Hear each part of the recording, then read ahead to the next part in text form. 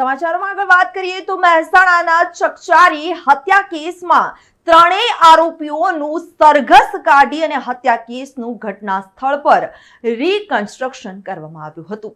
મહેસાણામાં ગત થોડા દિવસો અગાઉ જ થયેલી હત્યાના મામલે હત્યા નિપજાવી નાસી છૂટવામાં સફળ રહેલા ત્રણ આરોપીઓને મહેસાણા બી ડિવિઝન પોલીસે ઊંઝા સિદ્ધપુર હાઈવે પરથી કાર સાથે રંગે હાથ ઝડપી પાડવામાં આવ્યા હતા.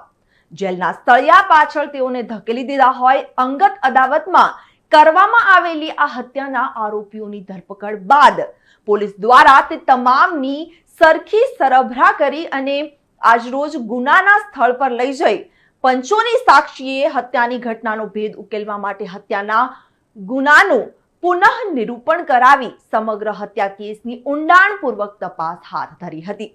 સ્થાનિકોમાં આવા અસામાજિક તત્વોનો ભય ઓછો થાય તે માટે જાહેરમાં સરઘસ પણ કાઢવામાં આવ્યું હતું, જ્યાં શહેરીજનોએ મહેસાણા શહેર બી ડિવિઝન પોલીસની સક્રિય કામગીરીને બિરદાવી હતી. પીઆઈ નિલેશ ઘેટિયાનો આભાર વ્યક્ત કર્યો હતો. રિપોર્ટર તરુણ પ્રજાપતિ સાથે ચક્રવાત ન્યૂઝ મહેસાણા.